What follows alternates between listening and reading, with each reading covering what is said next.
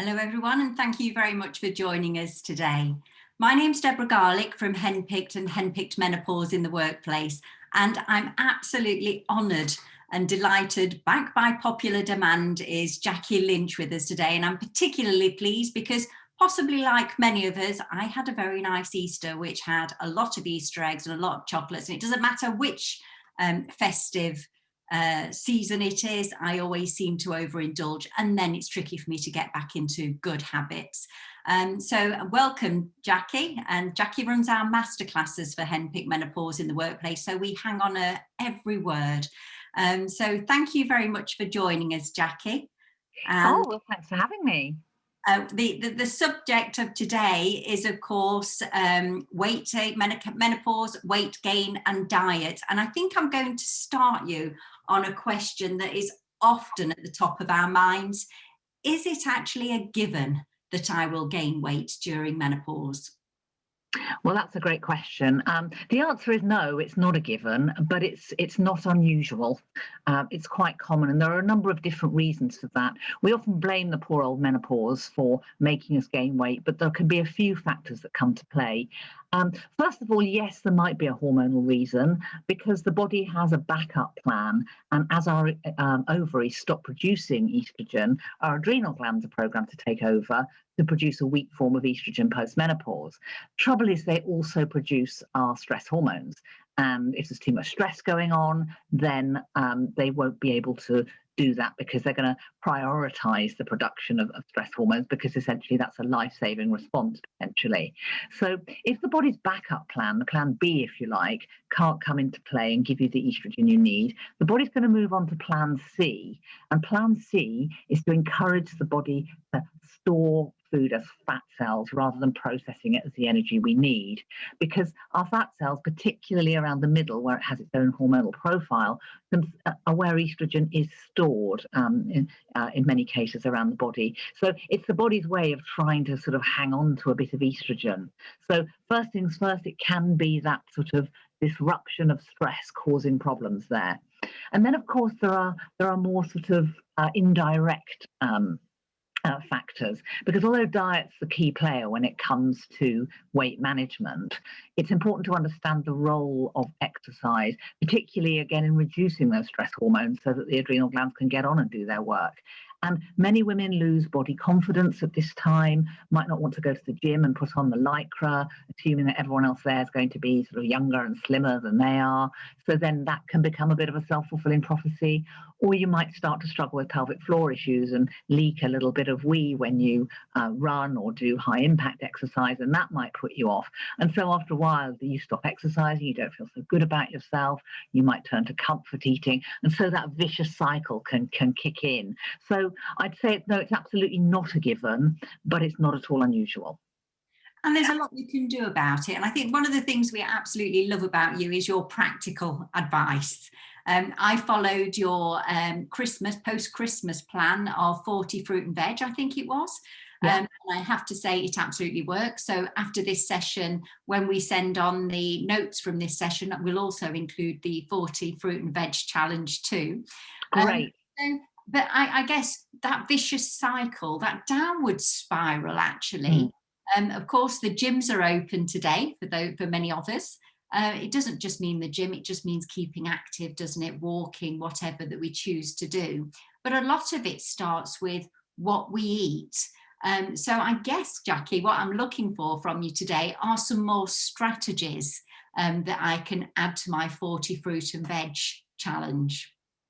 Okay, great. Well, women understand food, and I think probably many of the women listening today will have been on diets for years on and off. So I'm not going to lecture you about the latest amazing diet I can come up with, because it's not that simple. We're very complicated. As one of my physio colleagues often says, we're not just men with boobs and tubes. There's a lot more going on with women than that. So we need to sort of be looking at the how we eat as well as the what we eat. So I'll park the what we eat and come up with a few tips in a minute. But let's talk about how we eat, because I want to spend a little bit of time talking about a mindful approach to eating. Because if you can get that right, then it can be a huge player in dealing with issues like binge eating, dealing with sugar cravings, overeating, portion management. So many of those things that in my clinical experience are often far more the issue than actually sort of the what we're eating. Because I think lots of women, you don't need me to tell you that if you eat several large bars of chocolate, then that's going to lead to weight gain. But what we need to do is look at, well, how can you not eat several large bars of chocolate? And post-Easter, I think that's a really relevant question. So mindful eating. Think about, first of all, the fact that digestion actually starts in the mouth. It starts far earlier than you'd expect. And as we smell good and lovely food cooking, we start to salivate. And that saliva produces digestive enzymes, in particular, something called amylase, which breaks down carbohydrate foods. So carbohydrate digestion starts in the mouth, actually. And chewing your food correctly at that point really makes a difference to your body's ability to break down carbohydrate. But along with that, the saliva also releases enzymes that activate the satiety response. And the satiety response is that wonderful response that tells us when we're full. And you think you can sit back and say, do you know what? Don't need any more. So when you say full, Jackie, I think that some of us have different ideas of that, the full feeling, because in our house, my husband often refers to me as the cat. I'll eat what I want and then I'll stop. Whereas he doesn't seem to have a stop button. Is that because you just gobble your food up and before you know where you are, you've bypassed your stop button? Yeah, that's absolutely right. So the first sort of tactic of mindful eating is actually to eat slowly, because in weight loss terms, finishing first is absolutely a loser's game. So what I want you to be thinking about is, if you eat with someone else, then challenge yourself to finish last if you're the one who always finishes first, because that chewing is going to activate that fullness response. And we all know it when it comes. It's just that how quickly does it come? Because it takes a little while for the body to catch up. And if you wolf your food down, then you'll keep going. So let me give you an example, because the restaurants are all open today, aren't they? And the bars and so on, so as long as you're eating outdoors. So think back to those heady days when we used to eat out. And you might have thought, I'll have a starter and a main course. And you eat your starter and your main course, and your plan was no dessert. But the waiter comes really quickly, very efficiently, and brings you the dessert. You think, do you know what? I could fancy that apple crumble or that chocolate mousse. So you order it. And if the waiter is very organized, then everything comes quickly. You stuff down the chocolate mousse or whatever. And a little bit later, you'll be thinking, that was a lot. However, a more common scenario is that the waiter puts out the menus. You think, I fancy a bit of something. But then they take ages to come back. And it might be 10 or 15 minutes before they actually rock up to take your order. And by that time, it's really common to suddenly think, do you know what? I don't feel like it anymore. I'm actually quite full. And that is because the satiety response has caught up. Your body's had time to say, do you know what? Really don't need any more. And so more often than not, you'll think, do you know what? The moment's passed. And that sense of the moment passing is the satiety response saying to you, okay, that's it. So we're focusing on the how we eat at the moment, and we'll come on to the what we eat. And you've talked about speed. But how many meals a day are recommended? Well, that's a great question. I think how many meals a day? It depends how many you eat, how much you're eating. I mean, what I tend to suggest to people is actually have, rather than grazing, I think grazing is a bit of a problem because, again, that can be quite mindless. So one of the things I often recommend to clients who are grazers and who just find that they're constantly nibbling here and there, perhaps when they're cooking food for other people or preparing kids' meals, is only eat when you're sitting down. Don't eat standing up. And that's going to stop all that little grabbing of stuff that if you start to add it up, you think, crikey, that's a lot. So I think, first of all, don't graze. Eat meals. So make sure that breakfast is actually quite a good meal. It's rich in protein. It's rich in fat. The good news is that foods that contain protein by and large contain fat as well. So it's that nice combo. So it might be eggs, it might be lots of nuts and seeds in your muesli or whatever you like to eat. But that combination of protein and fat really, again, stimulates the satiety response. So that way you're not then mid-morning wandering around looking for biscuits and so on, because the satiety response has been activated. So eating those foods that support that and generate that, really important. So that way you'll find if you simply stop snacking and have a bigger, better meal at breakfast or at lunch or at dinner, then that's going to make a difference straight away. Because it's very often, people complete food diaries when they come and see me, and it's only then that they realize what they've been eating, because they thought they only had 2 or 3 meals a day, and suddenly they realize they're eating all day long or drinking a lot of calories in the form of perhaps a large latte or having lots of sort of sugary fruit smoothies. And actually, when they note it down, they start to realize, yikes, I'm having a lot more than I thought. It's interesting that you should mention eggs. I've had a lot of eggs lately, not the sort that you'd probably recommend. And that's often the thing that we get to. I mean, I thought, I've eaten so many eggs, I've blown it. What's the point? But then you have to get back on the good habits, don't you? Well, I don't know what you mean by blowing it, because I think eggs are marvellous. It was the chocolate eggs. I was actually at the point chocolate eggs. I've eaten so Sorry, being slow.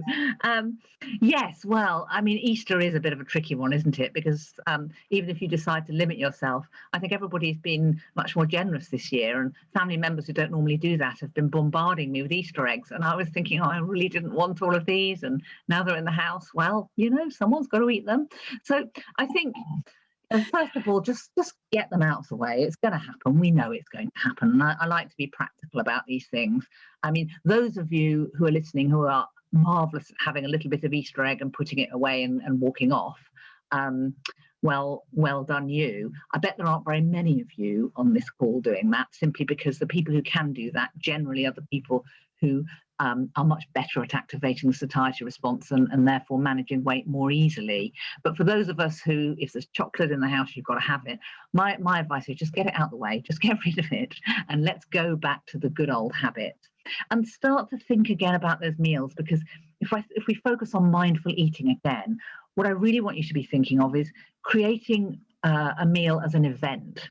So eat mindfully in the sense of not just standing up, wolfing it down in the kitchen while everybody else is sitting down, or sitting mindlessly in front of the TV so you can't even remember what you've eaten or how quickly you've eaten it.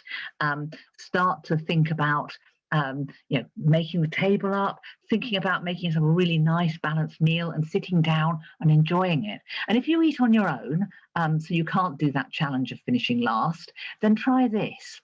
Put your fork down between each mouthful. Just chew that mouthful, think about it, and then pick your fork up. So you're not shoveling it in, which we do tend to do a bit, particularly if we're distracted by a book or the TV or something else while we're doing it. That's fabulous, Jackie. So we've covered a lot there about how. You mentioned a couple of things about what we eat and the balance. Can you just give us some strategies on what we eat? Yes, I think anyone who knows me or listens to any of my stuff or listened to last time will know that I go on about blood sugar balance all the time, because blood sugar balance really helps to keep you nice and steady, keep you going for longer, and stop the release of more stress hormones that will generate more sugar cravings. So the advice really is protein and fiber with every meal and snack. So protein, it can be the animal proteins, the eggs, the meat, the fish, for example, or the plant proteins like soya, quinoa, nuts and seeds, pulses.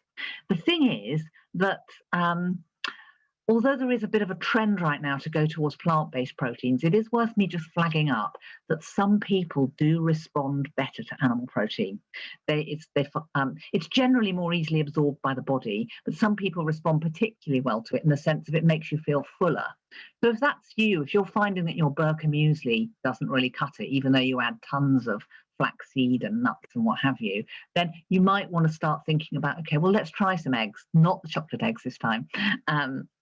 because as I've obviously displayed, I love eggs. I think they're a proper superfood. So maybe it's a couple of eggs with some smoked salmon. And then on the side of that, you want the fiber, which is the complex carbohydrate. So you'd want a piece of maybe wholemeal toast or perhaps some wilted spinach and mushrooms, because the complex carbohydrate the body burns through more slowly, and the protein fills you up and activates that satiety response. So it's absolutely the winning combination for every meal and every snack you're having. That's fabulous. And I know when we talked just after Christmas, you encouraged us to look at our fist in terms Yes. of portion size. My husband thought it was a little bit strange when I kept doing that over all of my meals. But that was actually quite a good tip for me, because you don't realize how much a portion of chicken should be until Yeah. you start to say, well, actually, it's twice the size of my fist. So that's probably more Yeah. than I need. Yeah, absolutely. I mean, our portion sizes have really got out of control. I mean, if you look at the size of dinner plates compared to sort of 20, 30 years ago, they are practically twice the size. They're enormous. And then there's this sense of, well, you fill your plate up and then you've been brought up to eat everything on your plate. So really start to think about, protein should be this size, so about a fist size of chicken breast or hummus or whatever your protein source might be.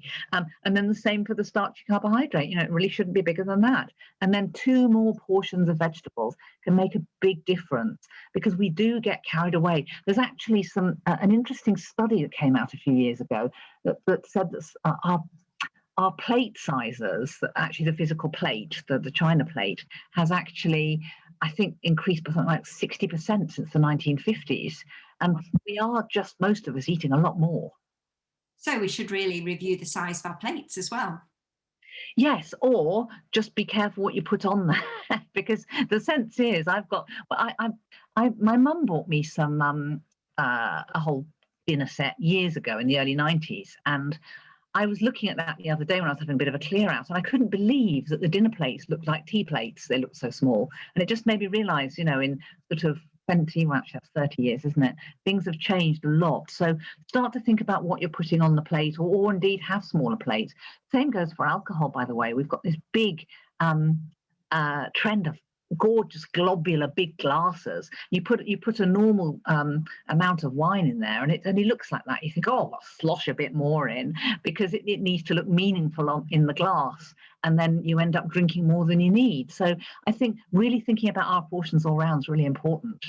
Thank you very much, Jackie. So we've talked a lot about mindful eating, the how we eat, the having the proper meals, the set meals, not standing up, and then the what we eat. Just one thing on diets, because it is so tempting, isn't it, to just go, I've binged, therefore I'll starve, or I'll go on some sort of keto or anything else like that. And before we go into the Q&As, what would be your suggestion there? Well, I just think that women in midlife need proper nutrition. This is not the time to be doing weird fad diets, because we need all those different nutrients. We need our fats if you're going on a low fat diet. We need our carbohydrate if you're going on a low carb diet. It's about getting the balance right. And I think one of the plans that I like a lot, and I think I've mentioned this to you before, is the 16-8. Which is where you eat within an 8-hour window and then you fast for the remaining 16 hours. And of course, that brings in overnight. So for the most part, you don't really notice. It's about having breakfast a bit later and dinner a bit earlier. So you might have breakfast about 10:30 and finish dinner by 6:30. The nice thing about that is that it's not weird, it's not faddy, it's helping your metabolism kickstart itself, but you're not doing yo-yo weird up and down stuff. You become very consistent in what you do. And what I often find when I do follow that approach is that I have a really good breakfast, because I'm pretty hungry by breakfast time. And then I don't really need a massive lunch. So I might have a little bit of a snack like hummus or carrot sticks, and then I'll have a proper meal early evening. And then that way I'm feeling full throughout, which is the important thing. I've got no patience with counting calories. We're just, we're not computers. We're not meant to be doing that. At some point, you'll end up stopping and run out of patience. And we're not meant to be eliminating major food groups unless there's a particularly good reason for you to do that. But the nice thing about this is that you can eat that balanced protein, fat, fiber combo I talked about, but you're just doing it within a shorter window. And because you're feeling more satisfied, you're less likely to have the sugar cravings. And then overnight, your body can move into repair and restore mode, helping you with losing those pounds. There's a couple of things that you mentioned there that are really interesting, because metabolism is an interesting thing, isn't it? You know, about metabolism changes, and I know that you can do things around kick-starting. So that will actually help with your metabolism, will it? Yes, yes. I mean, there's some very interesting research about how that can help support things. And I think one of the problems that we women often have is that many of us have been dieting on and off since the age of about 16. So the metabolism just doesn't know, because you've done the Cambridge, you've done the cabbage soup, you've done the South Beach, you've done the the keto, you've done this, you've done that, and your metabolism doesn't know whether it's coming or going. And so when in doubt, it just hangs on to food. Camel mode is what I often call it, because it says, well, I don't know when she's going to feed me next, so we won't process this as energy, we'll hang on to it. So your metabolism needs to learn to trust you again. And that's one of the reasons why I'm a big fan of blood sugar balance, because that regular eating of the regular balanced meals, over time your body will think, okay, no, I think she's got it, I think I can trust her. And the nice thing about the 16-8 compared to doing something like the 5-2, where you're up and down like this over the course of the week, is that it's consistent, and it allows you to eat really good balanced meals within that period. So that, don't get me wrong, the metabolism will not trust you overnight. It is consistency is everything at our age. These aren't unfortunately, it's no longer gone are the days where you can lose half a stone in a week just by not eating much. It doesn't work like that anymore. So you need to give your metabolism time to sort of turn around and think, I think she's okay. I think times are good. There's no famine. I'm going to then start processing the food. So patience and consistency. And I know we don't want to hear that, but that's the best way forward. And increasing your exercise. So with some of us working from home, actually that 16-8, or was it 8-16, might actually be good for us to do. So you said that you start at 9:30 and finish at what time do you have your dinner? Well, it depends on your 8-hour window. I mean, for me, 10:30 breakfast and finish by 6:30 kind of works with what's going on around me. But for other people, it might be a slightly earlier one because of what's going on in your house, and then you eat even earlier. Or, I was chatting to a friend about it recently, and she said, there's no way I could eat before 7 o'clock. I said, well, fine. Well, have your breakfast at 11 then. It doesn't really matter. It's just about being consistent once you've sort of worked out what works for you. And do you do that forever, or just for a period of time while your body starts to trust you again? Well, either really. I personally tend to do it in sort of fits and starts. So I might do it for a couple of months if I feel that I've let things get a little bit out of control, and then it gets everything back in place. I miss my breakfast. I like having breakfast when I first get up, so it's always a bit more of a challenge for me.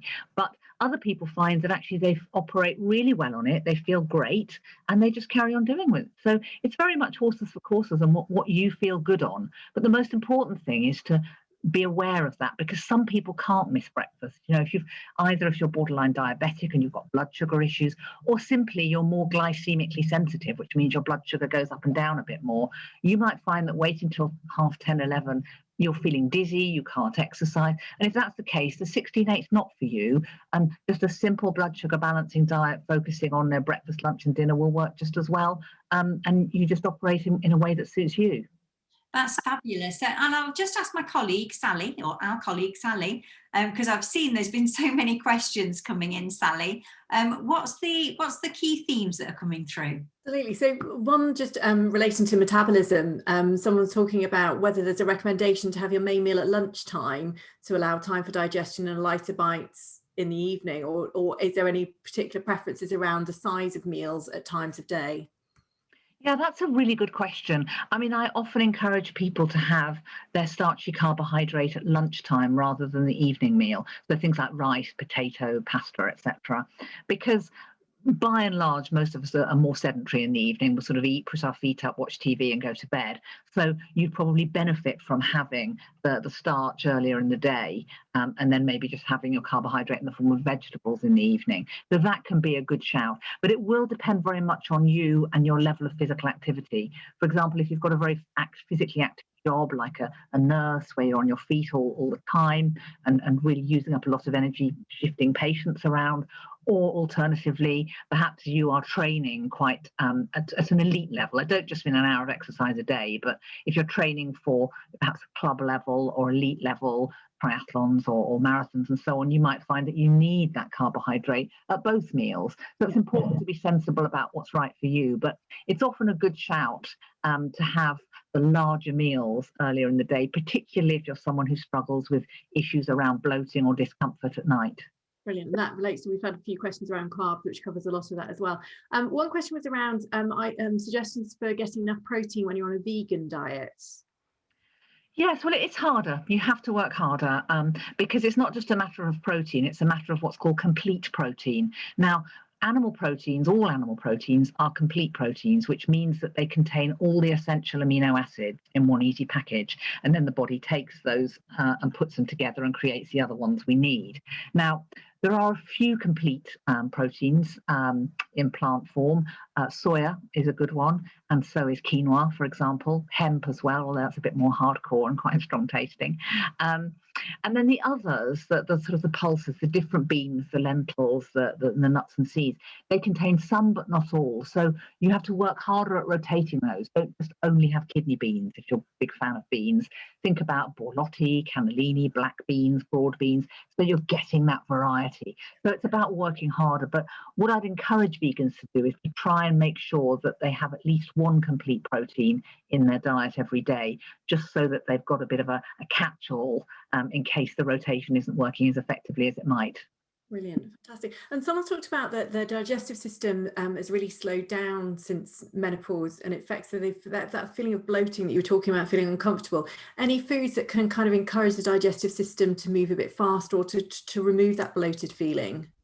Well, it depends what's at the root of bloating. And bloating is one of those things, when people turn up to my clinic and say, I'm bloated, I think, well, that could be anything, because there are lots of different reasons why you might get bloated. But if it's sort of the fact that you're not breaking down the foods as quickly, you might want to start to look, first of all, at the mechanics of your digestion. Are you actually chewing your food properly? You don't need to do it 32 times or whatever they say on the internet, but are you swallowing large lumps of unchewed food? And that brings us back to eating mindfully, you see. So that you're actually savouring and breaking down the food, and that you're not expecting your stomach to do the work of your mouth. And then you may find that if there's sort of ongoing issues, that perhaps you check in with your doctor first of all if there's any sort of unusual bloating suddenly happening, because that might be an indicator of some medical condition that needs attention. But if it's sort of a metabolism thing and things are just sitting there, well, first of all, you might not like to hear this, but fat actually can really help to speed up your metabolism, but not any old fat. It's the essential fats. So often women will say to me, oh, I don't want to snack on nuts because they're fattening. But just because they're high in calories doesn't mean they're not nutritious. And in fact, foods that are rich in essential fats, so the nuts, the seeds, the avocado, the hummus, for example, all of those essential fats actually help to speed up the metabolism. And help you break down fatty tissue, which isn't the same thing as dietary fat. So often people confuse the two, and they're very different things. Excellent. And just one final question around fasting. Someone's asked around intermittent fasting as longer length, so things like doing 24-hour fasts. They've seen lots of talk around being good for anti-aging benefits and managing blood sugar. Just your thoughts, especially during menopause, around that type of more extreme fasting. I would be very wary of it. Fasting is not for everyone. It's why I quite like the 16-8, because it's a gentle little approach to fasting that actually achieves balance as well. We all have different physiologies. We are all biochemically different. And you might find that your yoga teacher does a fabulous once a week fast and she looks amazing. That doesn't follow that you would also look amazing. She will have discovered that suits her and that's something that works for her.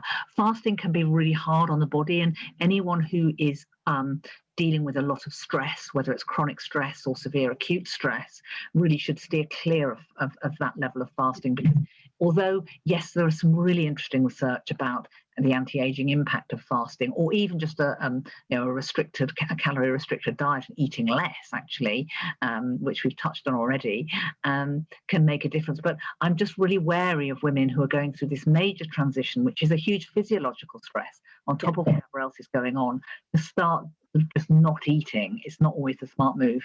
Yeah, that's brilliant. Thank you very much. And thank you everyone for some amazing questions that have come through. Oh, You're on mute. Thank you, Jackie. And as always, some really practical tips there. We'll write the notes up for everybody so you can follow it. But I'm going to give your book a plug, because actually I don't read up on nutrition at all. It's not my bag, sorry. But actually this is one that I've really enjoyed. And I've loved following your challenges as well, because they do make a difference. But what I think I would summarize it as is a practical book to help us through midlife, rather than any, what did you call them, crank diets or bad diets or something like that. So lots and lots of tips in there. Sally, I know one of your friends dropped us a note to say that book's really good on the chat. So highly recommend it. And thank you. Thanks, Samantha. Always a pleasure, Jackie. And as I say, backed by popular demand. You will educate us all, I'm sure. But thank you very much for joining us today. And thank you, Sally, for looking after everybody's Q&As as always. That's brilliant. Thank you very much.